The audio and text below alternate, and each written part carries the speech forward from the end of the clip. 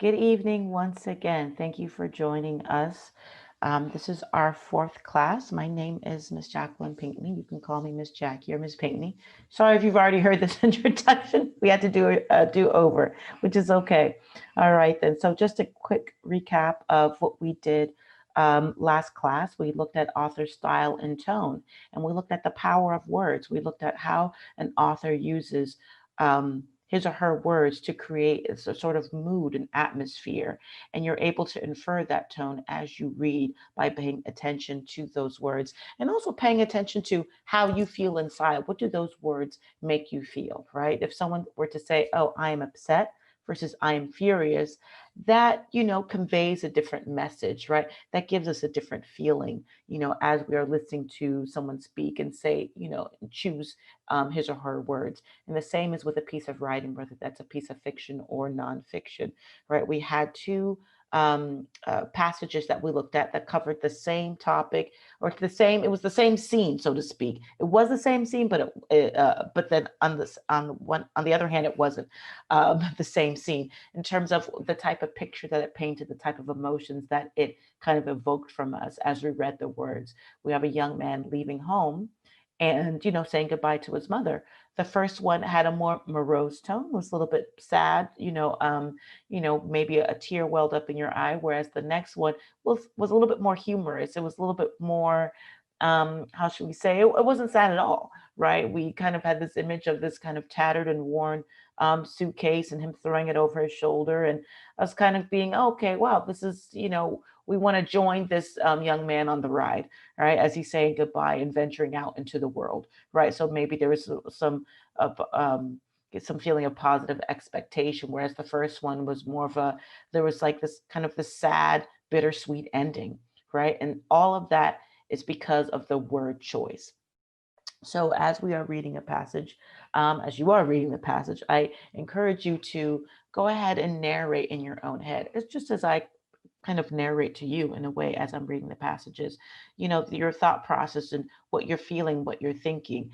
And when you do that, then it's easier to answer those types of questions. I'm not going to say it's going to be 100% easy, right? But you already have an idea in your mind of what that answer would be whenever we're kind of creating answers on your own and figuring things out along the way, right? And then trying to anticipate what possible questions could be asked about the passage, like I said, whether it's fiction or nonfiction. Okay.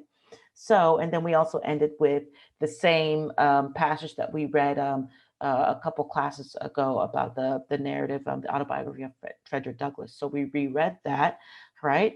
I read that to you again, and we pulled out once again what that tone was. Part of it was more of a factual, matter of fact type tone, right? So it didn't have a lot of emotion with it because he was just giving us facts. He was just saying, look, this is what happened. So and so died. These are the people that were left, and they had to distribute, divide up the property. But then once he started talking about how he was viewed as property, how other people were viewed as property, how the slaves, how degrading that was, how that really just evoked a lot of sadness, and how at one point he kind of, it seemed like he was not necessarily okay, but he kind of forgot about what his lot in life was until he had to be sold right after the death of the master, right? And so we saw the author's true feelings. We saw Frederick Douglass's true feelings about slavery, about his predicament, about his life, and how much he disliked it, right? And so those were all from the words that we had read. And so we always want to pay attention to those words. Now, today we're going to look at how we can eliminate choices whenever we are looking at answer choices. And we go, yeah, let's look at that process, right? And so we're going to read several passages, a few passages, right? And so be patient. As always, test prep is, I don't lie to you, it's not always fun in games, right? But it is interesting when you really think about it. And when you have a strategy, it becomes a bit easier. So if you take the emotion out of it and really look at it as kind of a roadmap that you're following, you're getting from one destination to the next, then it doesn't seem as painful, right? As painful. I'm not saying it's still not going to be painful, but it gets a little bit easier when you have a strategy, right? So, okay, so let's look at the types of questions, which we already kind of saw before, that you're going to face and that you already have a sense of if you've already taken the test before, I've done a practice test, right? Which I think all of you or most of you have already done. So you have summary-based questions, and we know that's basic, kind of like the main idea, type questions, or it could be asking about a particular paragraph, right? So what does this paragraph do, right? What is it talking about? And that also can have another function as well, but we won't talk about that right now. So you have summary-based questions. You have, it should be inference, sorry for the typo, inference-based questions. So you're basically, as they say, the cliched reading in between the lines. So you see what's being said, right? You read what's being said, and then you infer, you deduce based on the context clues, what other meaning there could be, right? What are the safe assumptions, if I may say, that you can make based on the information in the text, right? Then we have vocabulary-based questions. Once again, looking at context clues and finding words that are synonymous with whatever is being pointed out, words that are synonymous, or actually finding the definitions, like how is this word being used in the text in line 13, for example. Factual-based questions. So basically, you're just going back to the text and seeing like, okay, was this said, right? What was meant, right? In a particular part. What did the author mean? What did the author point out throughout the passage? And then you have paired-based questions where you, in one question, in the first question, so to speak, you find an answer. You're going back to the passage and saying, "Hey, look, let me answer the question about this particular part." And then you have to, in the second question, cite where you found that answer. So some people think this is easy, right? Because you're naturally going back anyway to trying to find the answer.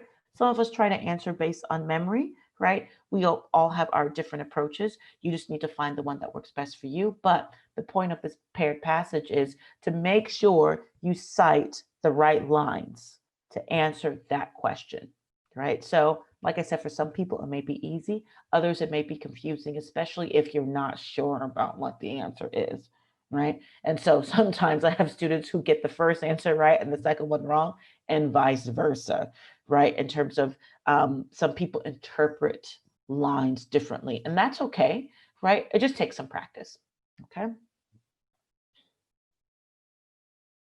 All right, then. So eliminating versus choosing the right option. Now, we all want to choose the right option. It's safe to say, right? No one wants to make any mistakes, but sometimes the right option doesn't always just stick out at us when we want it to. So sometimes we need to eliminate answer choices in order to arrive at that best option, the best choice, which is actually the right choice. Now, I highlight best choice because sometimes you may look at the answer choices and you don't like any of them. It's going to happen. So you may go and say, for example, let me see, let me bring up my pen. Oh, wait, sorry. Let me turn this around so that it comes up correctly. So you may have an answer choice, A, B, C, and D. And through your process of elimination, you read, normally in order. And you may say, you may read A, da da da da da da. No, you don't like it. You may read B, da da da da da. No, you don't like it. You may read C, da da da da da. You're like, oh no, that's definitely not right. And then you may read D, and you're like, wait, huh? Right? And then you may be like, it's not that either. You're like, wow, okay, so let's do that again, right? Because one of them needs to be right based, on the test, right? In order for you to get the points. So you may have to go back, right? And then re-eliminate and say, okay, what are the ones that I dislike the most, right? And sometimes whenever I would take tests, I would then go back and then like mark through again, or you create your own system, right? You're like, okay, all right, I don't like A, I really don't like C, right? And then I'm left with B and D. And based on that process of elimination, then you choose, the one that you dislike the least.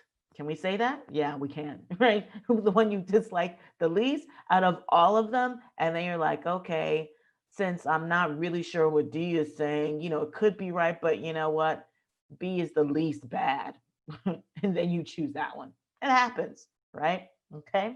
And so sometimes we're able to go through the answer choices and it's clear. We gotta love those types of questions.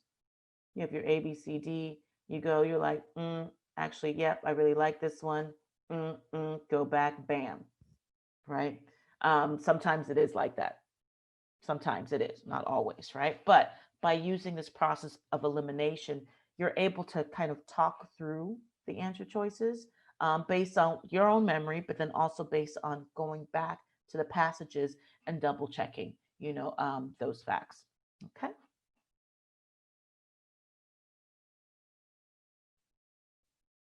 All right, so let's look at something from Anna Karenina. Okay. So, any of you have ever read this? No? You don't read Tolstoy in your, spare time?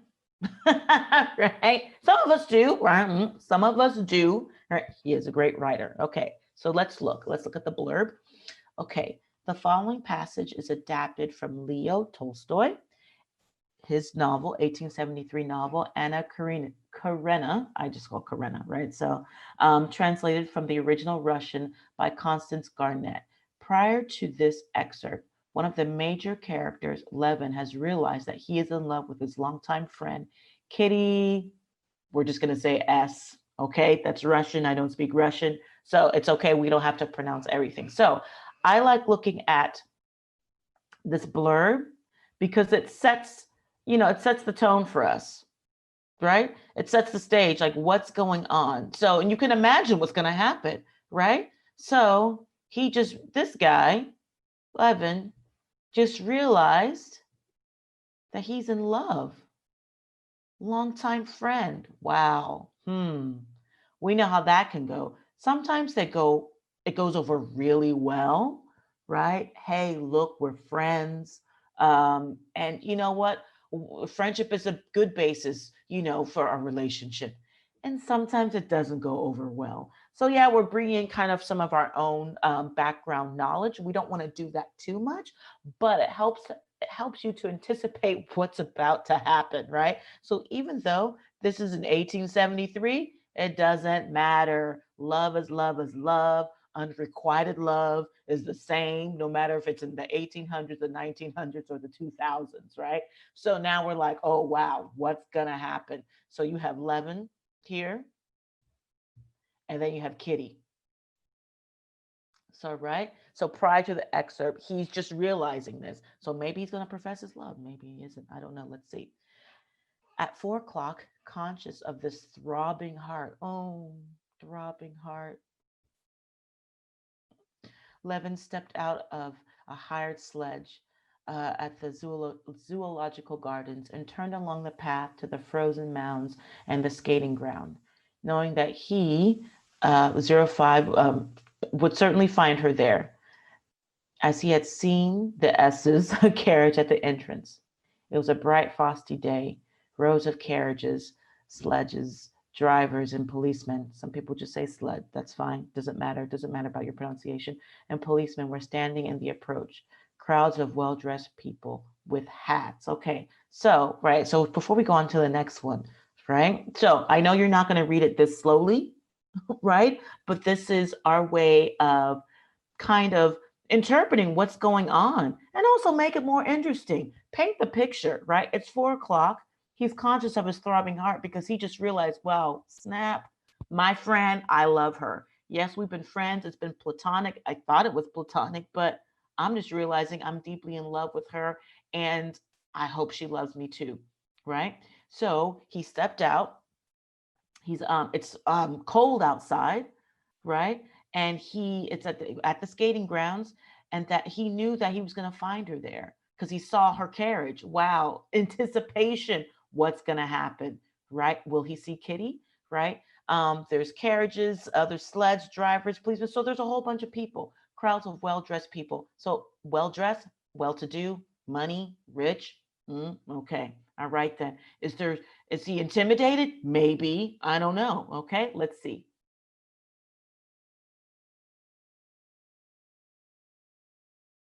Okay, so those 10, the 5, sorry, those were the line numbers. So yeah, so I won't say those anymore. So, okay, so let's go back where it said, okay, hold on. Go back. Okay, crowds of well-dressed people with hats, bright in the sun, swarmed about the entrance and along the well-swept little paths between the little houses adorned with carving in the Russian style. Okay, so quaint place. It looks beautiful, right? The old curly birches, the trees of the gardens, all their twigs laden with snow, looked as though freshly decked in sacred vestments. So it's a pretty scene. It's a beautiful scene. Beautiful scene for love. We'll see. He walked along the path towards the skating ground and kept saying to himself, you mustn't be excited. You must be calm. What's the matter with you? What do you want?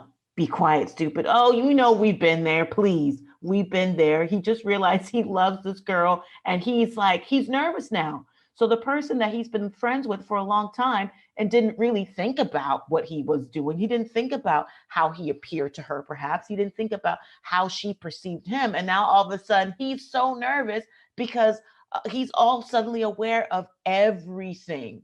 He loves her. Okay. He's like, be calm, be cool. You know, he's not, right? He's like, what's the matter with you? What do you want? All right, be quiet. Okay. He conjured his heart. And the more he tried to compose himself, the more breathless he found himself. An acquaintance met him and called him by his name, but Levin did not even recognize him. He went towards the mounds, whence came the clank. Okay. So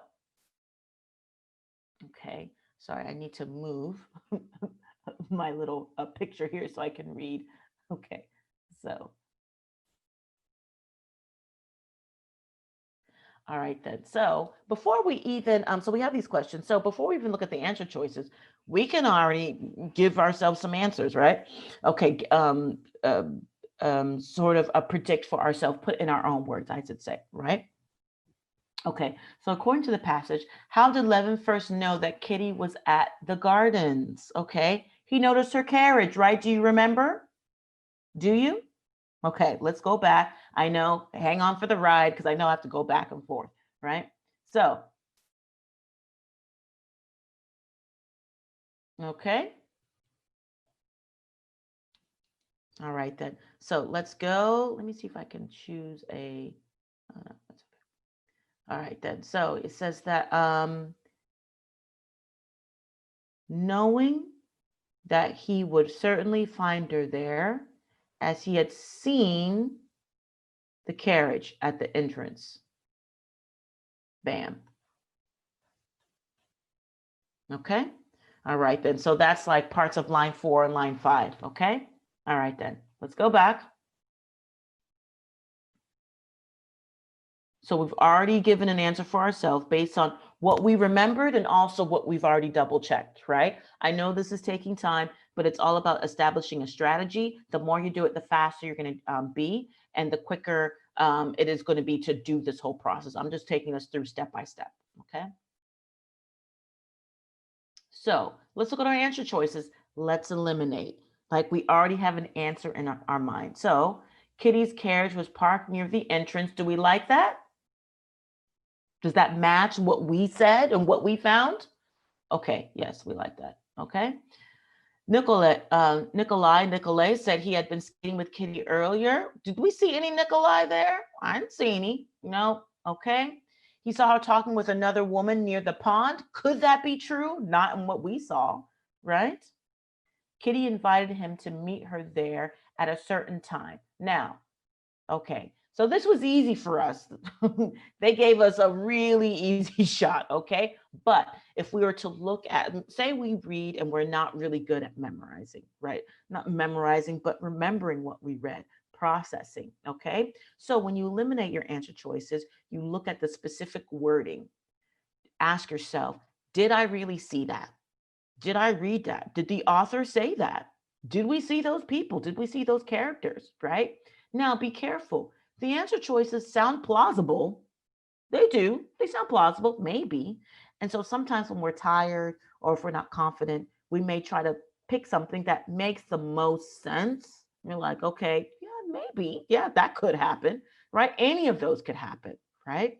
And so, but we know for sure for B, we did not see this character mentioned in the excerpt that we had seen.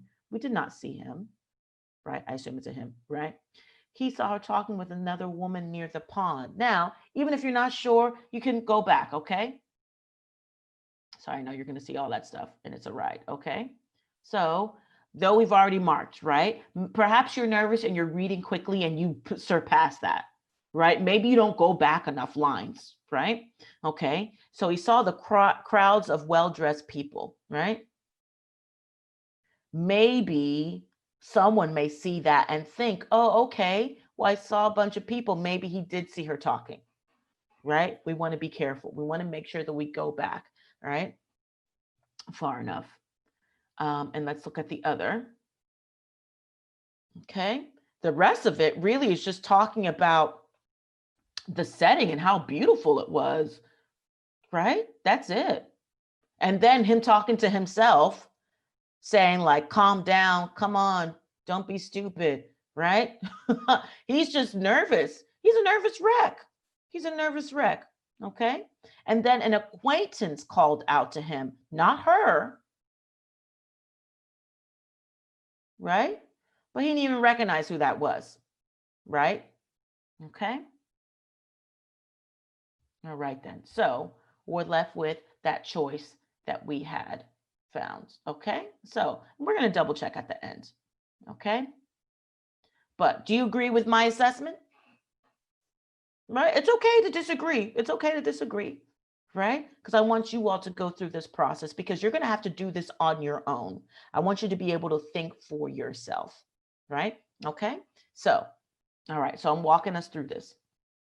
Next, as used in line 10, swarmed most nearly means what? Okay. So now let's look at line 10. So it's nice that we don't have to switch the view. So we're not taken for a ride again. Sorry, when I go back and forth between the slides. So what I like to do with the vocabulary in context, so this is our word here, swarmed. And what I like to do is go ahead and once again provide my own answer, not the perfect answer, but just a word that may make sense, right? Based on my understanding. Okay, so bright in the sun swarmed about the entrance and along the well-swept little paths. Oh, wait a second. So I need to see what was, sorry, we have to go back and see what swarmed, what was by the entrance. Okay, some of you already remember, which is great. Okay, so crowds of well-dressed people with hats. Oh, so the people were. So I would put crowded, right? What's another word we can use?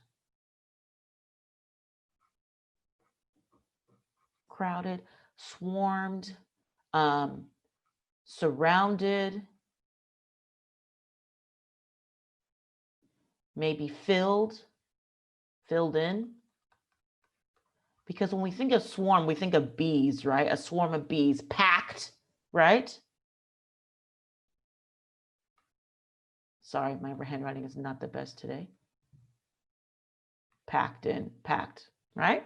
Swarmed about the entrance, okay? So you may have chosen some other words, which is fine, right?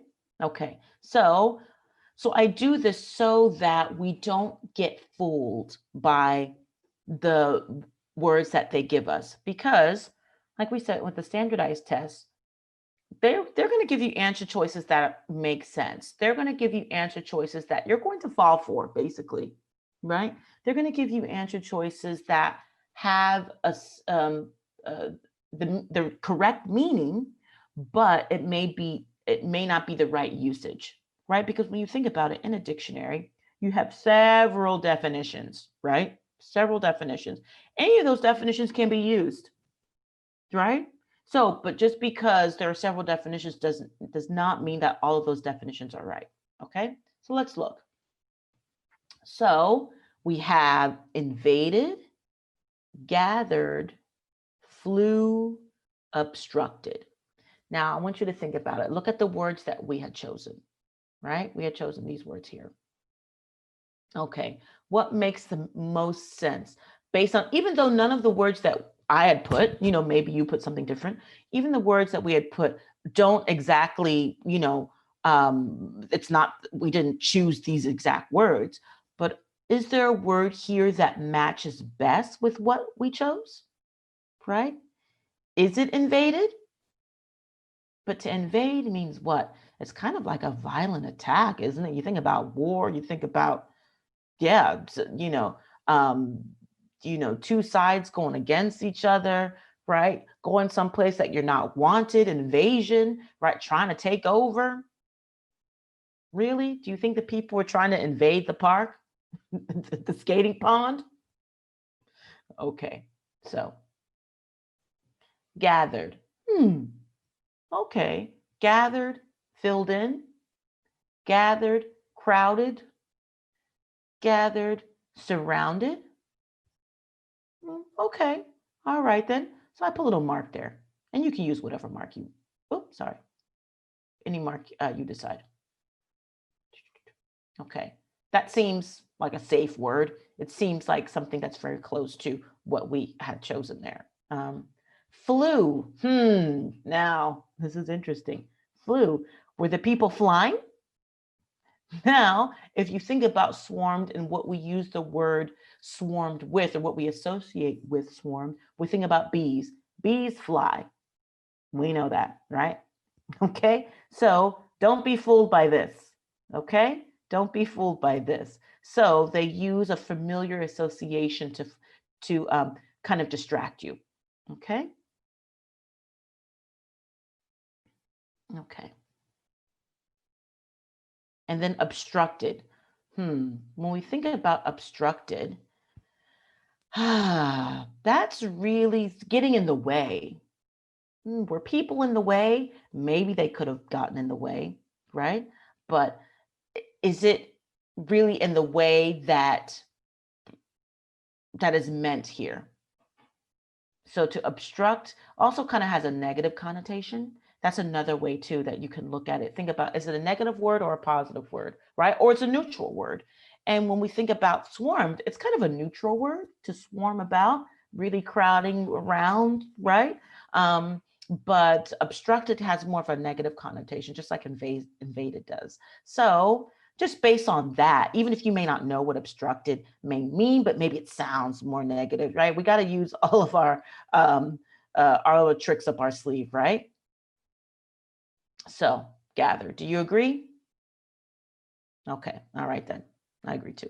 All right, of course I chose it. So, but we'll see, right? It's like I said, it's okay to disagree. It's okay. And if you have a question, right? It's okay to have questions, right? And that's why I'm narrating like how I arrive at different answers, right? So you can see what that process of life is like, and so that you can do it on your own, do it yourself. Okay. Okay. So now, okay. So sorry, let's go back. I know. Okay. So an acquaintance met him and called him by his name, but Levin did not even recognize him. He went towards the mounds, whence came the clank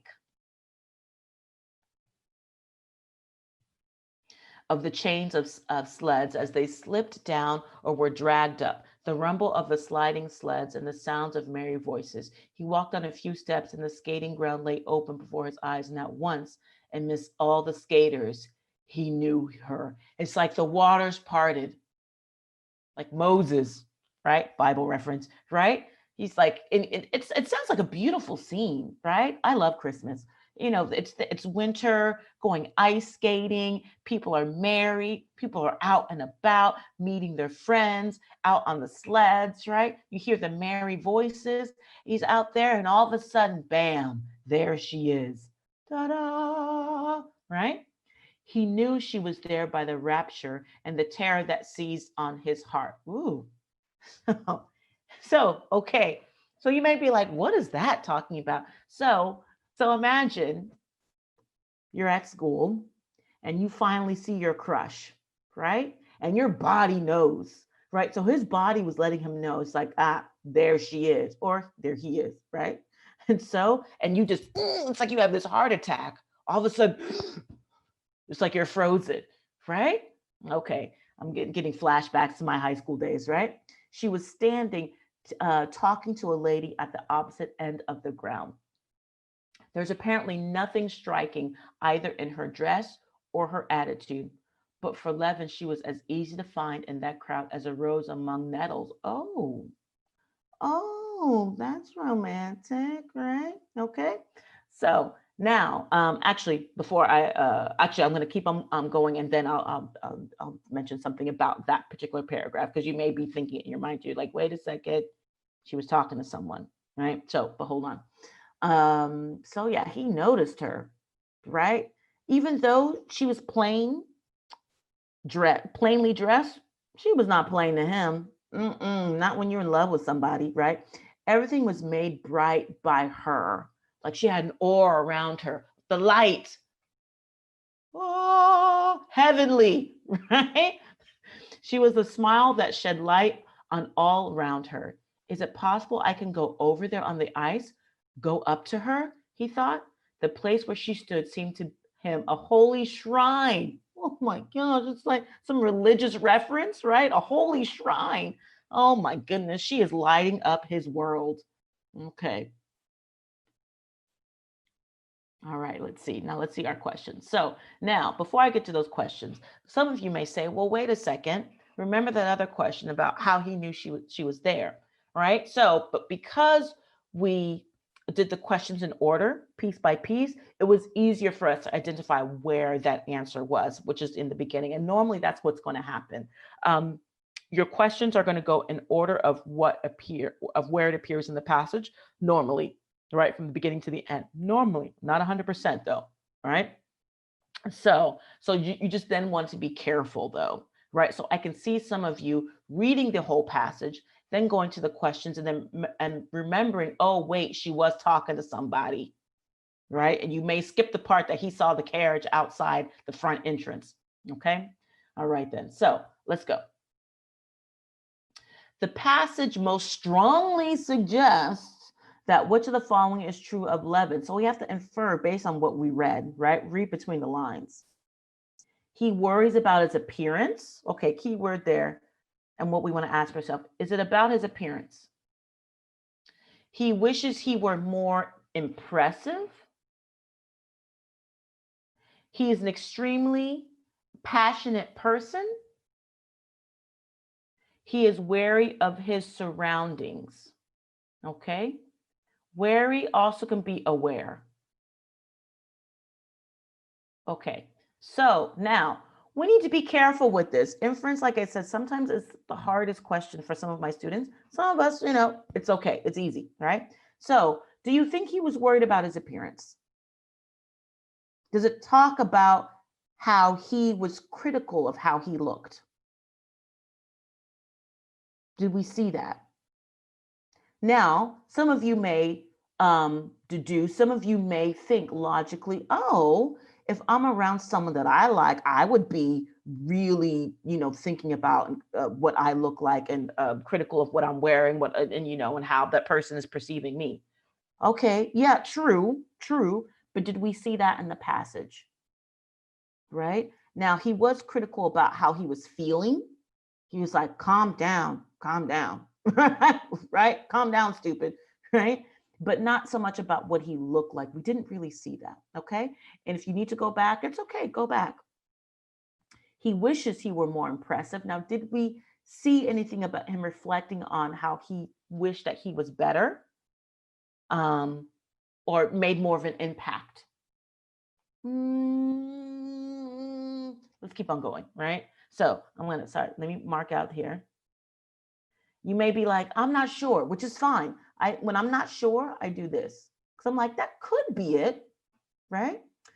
He's an extremely passionate person. So now the fact that it says extremely tells me that that's a little bit over the top, right?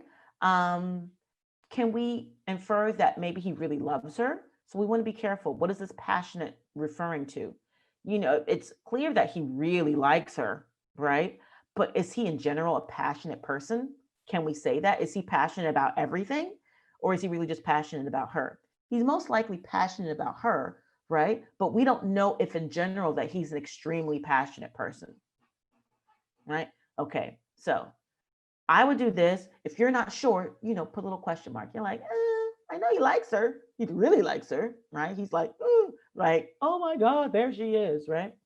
Okay, he is wary of his surroundings. Okay.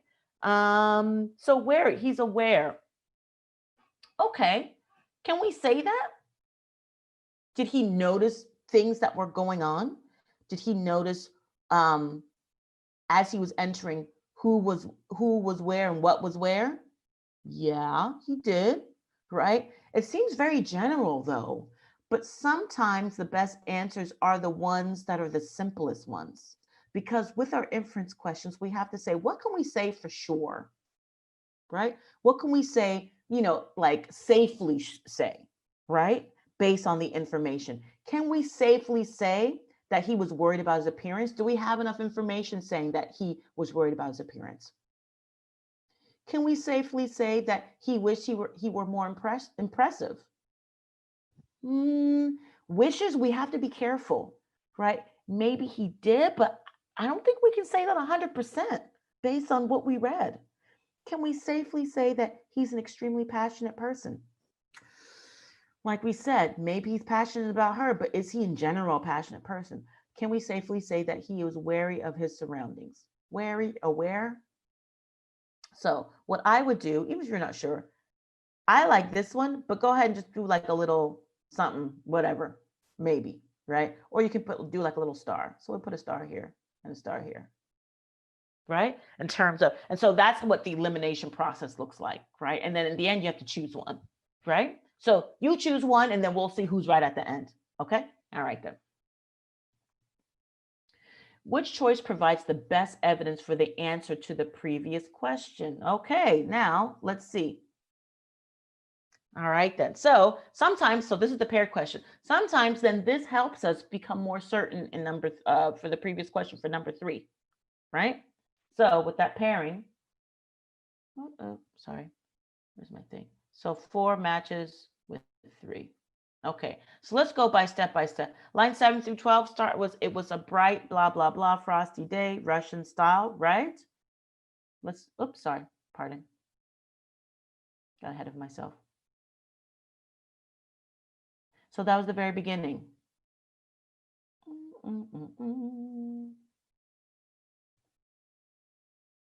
Okay. It was a bright, frosty day. Rows of carriages, sleds, drivers, and policemen were standing in the approach. Crowds of well-dressed people with hats, bright in the sun, swarmed. Okay, I need to move my thing. Sorry. Swarmed about the entrance and along the well-swept little paths between the little houses adorned with carving in the Russian style. That's a description about what he sees, right? The setting, his surroundings. Okay. All right. Sorry, I know we have to go back and forth. I know eventually I'm going to find an easier way. Okay. So if you like D, I would be like, yeah, that sounds okay. So I would do my little, I'm sorry, where's my little, oh, there it is. Okay, sorry. I like that one. Okay. Then if we go from 22 to 27, an acquaintance met him, blah, blah, blah, right?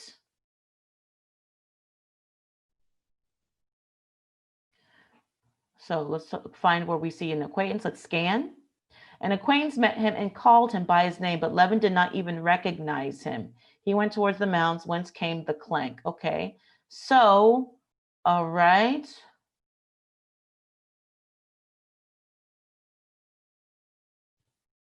I know that's exhausting. Sorry, guys. Of the chains of sleds as they slipped down or were dragged up, the rumble of the sliding sledges and the sounds of merry voices. Okay. Now,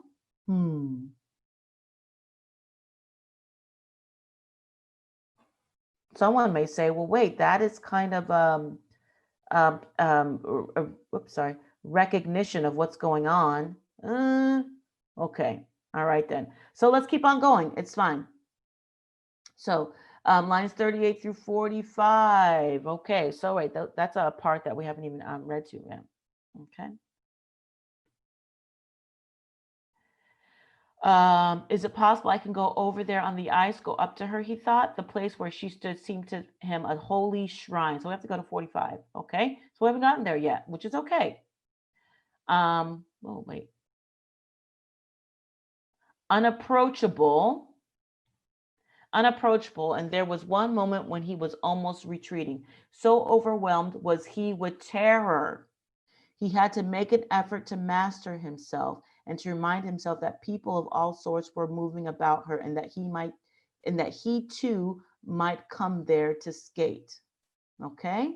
So he gets scared, right? He gets scared. He's so overwhelmed with terror. And he's like, I don't know if I can do this. But he's like, wait a second, this is normal, right? This is normal. Okay, let's go back. Okay, then we do lines 48 to 53.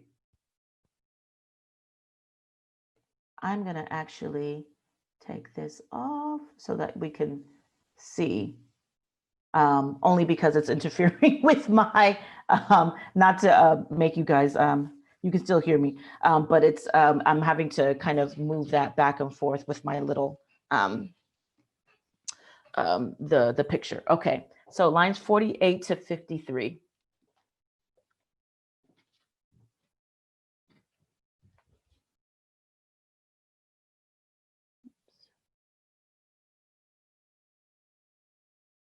Okay. So, on that day of the week and at that time, go ahead and read that.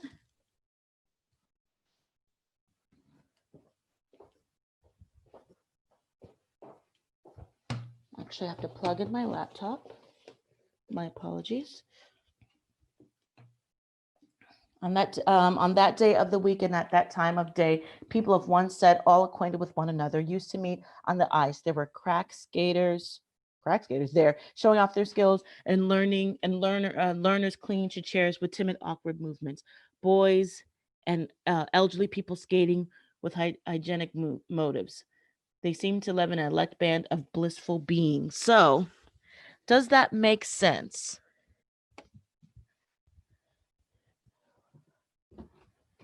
Does that make sense, what we got there?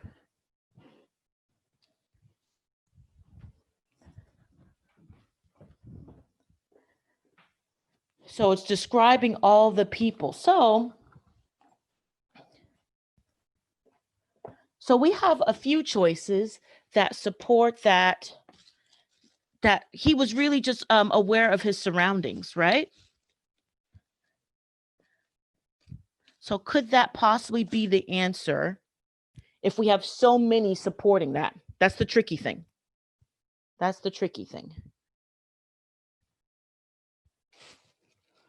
Or could it be something else? What do you all think? I wish we could interact a little bit more so that you all could share with me what you think then could possibly be a better match, right? So initially we were like, you know what, he didn't really say that he was worried about his appearance, though he was scared, right? It's clear that he's scared. He wishes he were more impressive, maybe, right? Where it talks about he was super scared.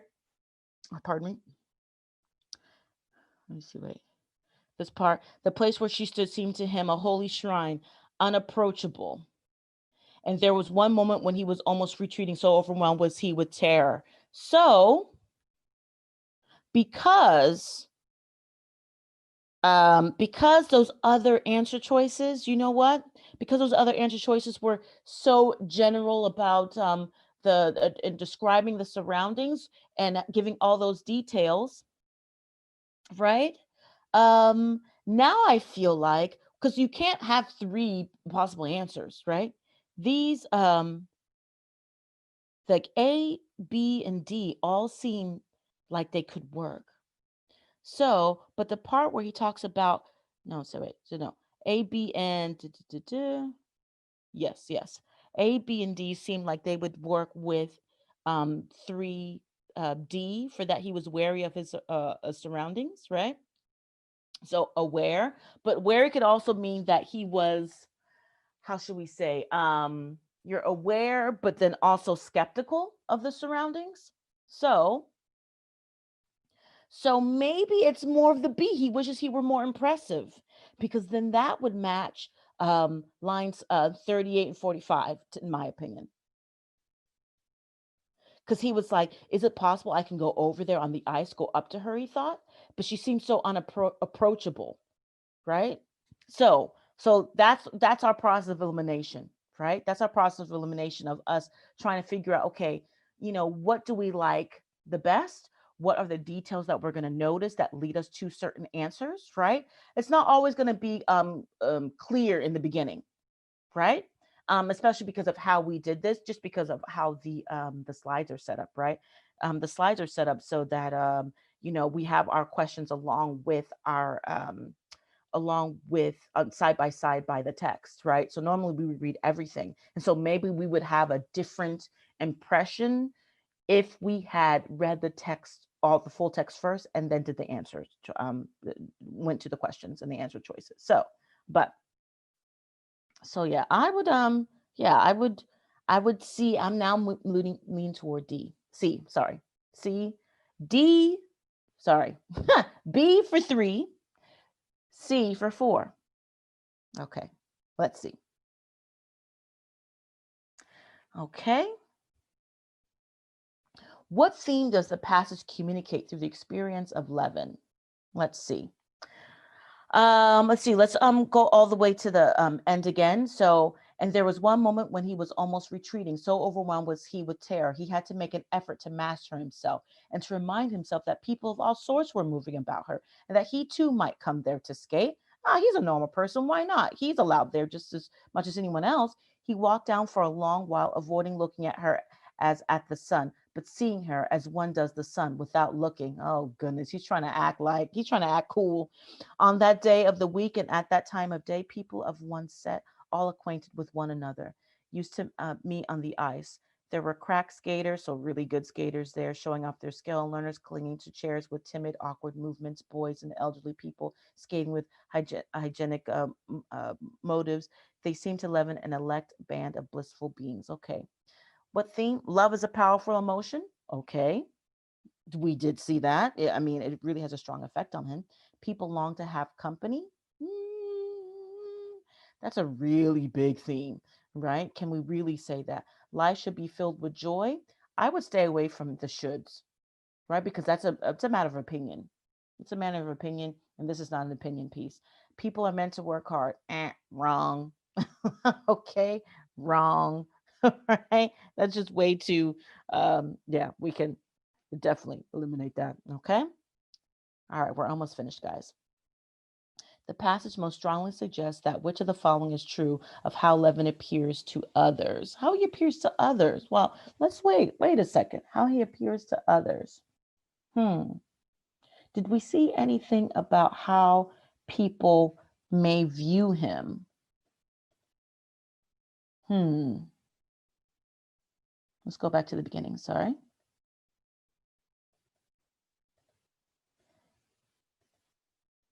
How others may view him. We don't really see much, do we? We read about the setting. We read about what he saw, right? We read about the beautiful day. We read about his throbbing heart.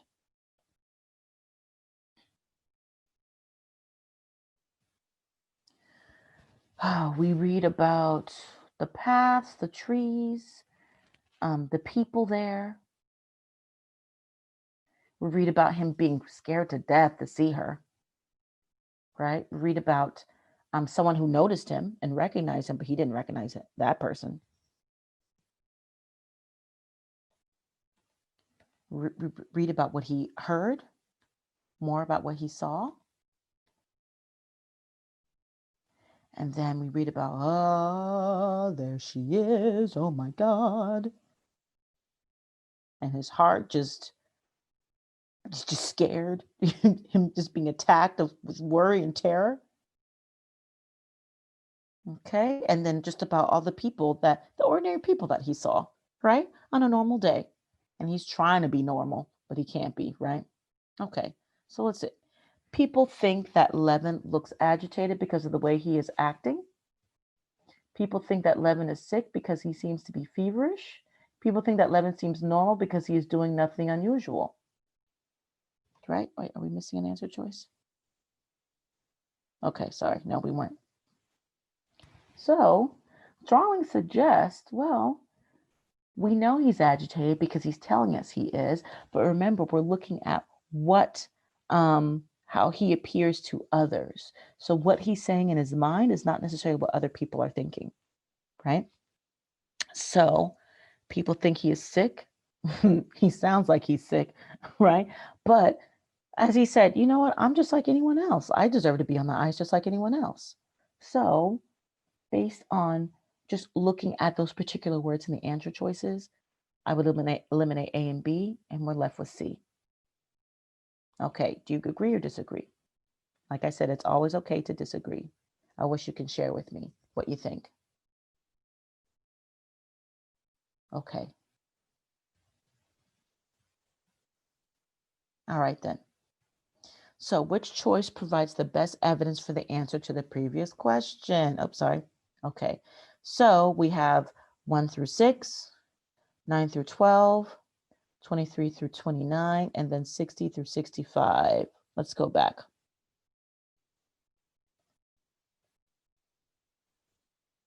Oh, wait, we don't have a 60 through 65. Where is the rest? Oh, here we go. It came later. I don't know why I did that. Okay. So let's read the rest though. Because they were here near her. All the skaters, it seemed, with perfect self-possession, skated towards her, skated by her, even spoke to her, and were happy, quite apart from her, enjoying the capital ice and the fine weather. Nikolai S., Kitty's cousin, in a short jacket and tight trousers, was sitting on a garden seat with his skates on. Seeing Levin, he shouted to him, "Ah, the first skater in Russia. Been here long?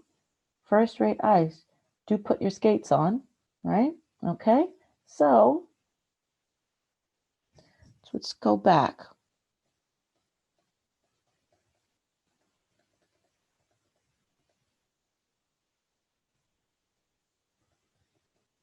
The first, if we remember correctly, there's a lot of just description there.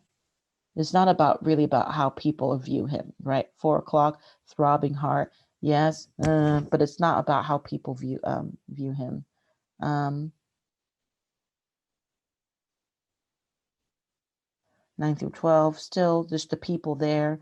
It's still just description of our setting. 23 through 29. An acquaintance met him, called him by his name. Okay, so recognized him. Okay.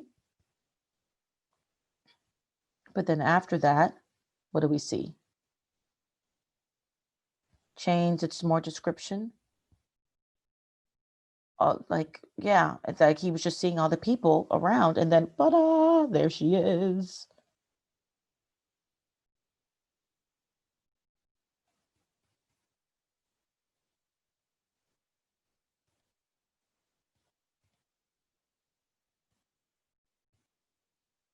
And then we have the last one. So if we were to eliminate, I would say like the last one, right? He's just a normal looking dude standing there, and he's calling out to them, "Hey, look, the first skater in Russia. Been here long?" Right?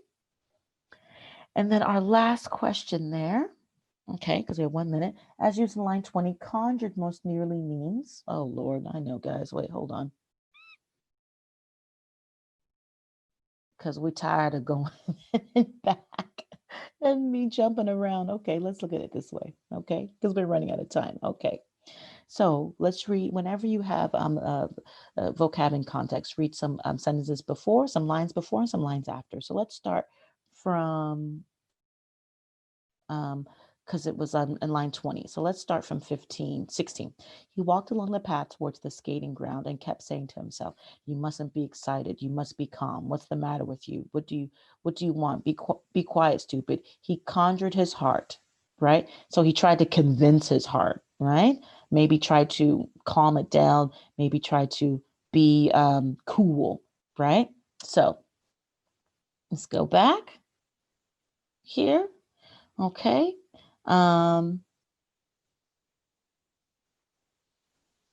So begged, created, summoned, tricked, right? The best choice that we have here, what do you think? We have what, 30 seconds left?